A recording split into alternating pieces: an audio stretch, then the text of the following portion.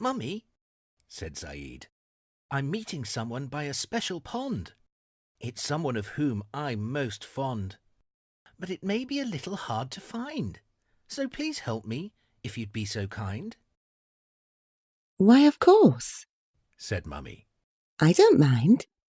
A pond shouldn't be too hard to find."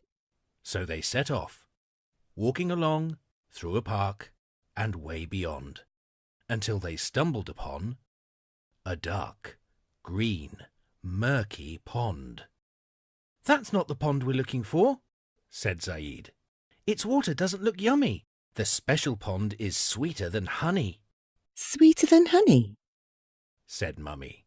How delicious that pond must be. And if you find it, just who do you hope to see?" "He told me have patience," said Zaid, "until you meet me."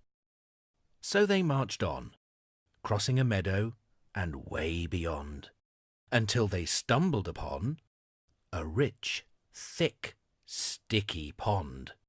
"No, that can't be it," said Zaid.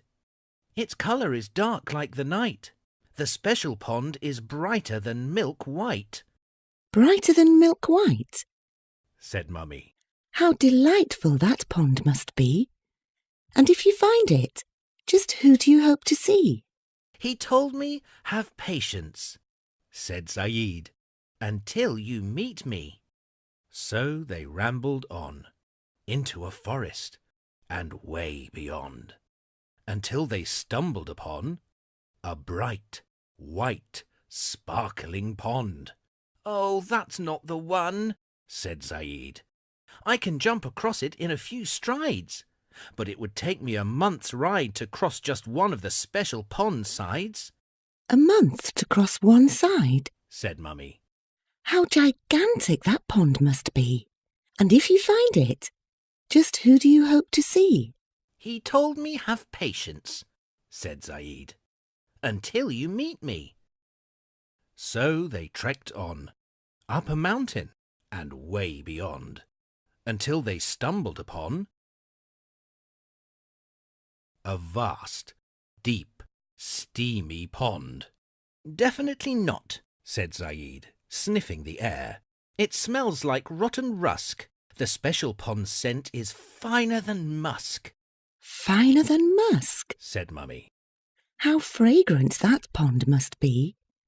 And if you find it, just who do you hope to see?" "He told me have patience," said Zaid, "until you meet me." So they roamed on, across a valley, and way beyond, until they stumbled upon a fine, sandy, scented pond. "Not at all," said Zaid, feeling his throat turning dry. "There are no cups here for me to try, but the special pond is sprinkled with cups. More cups than the stars in the sky." "More cups than the stars said in the Mummy. sky?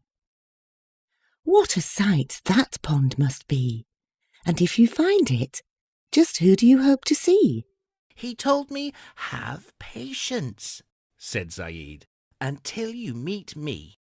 So they sailed on, down a river and way beyond, until they stumbled upon a freshwater speckled pond.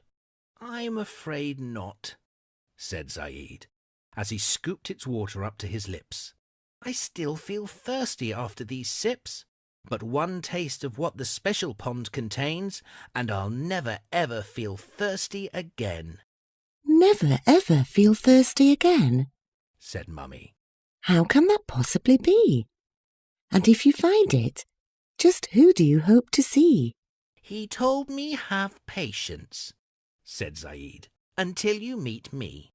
So they strolled on, by a waterfall and way beyond, until they stumbled upon a crystal clear, icy pond. "At last," said Zaid, "a pond of ice." "Thank God," said Mummy. "That should suffice." "Not quite," said Zaid. "The special pond is far more cold. and is fed by paradise streams twofold, one stream of silver and the other of gold. Paradise streams of silver and gold? Said Mummy with a little laughter. Why, that's a pond from the hereafter. And now I know just who you hope to see. But nonetheless, I'd like you to tell me. All right, said Zaid. Since we've come so far, I hope to meet... Find out who Zaid hopes to see along with the unexpected end to the story by reading the Prophet's Pond book. Click the link in the description section below to get your copy.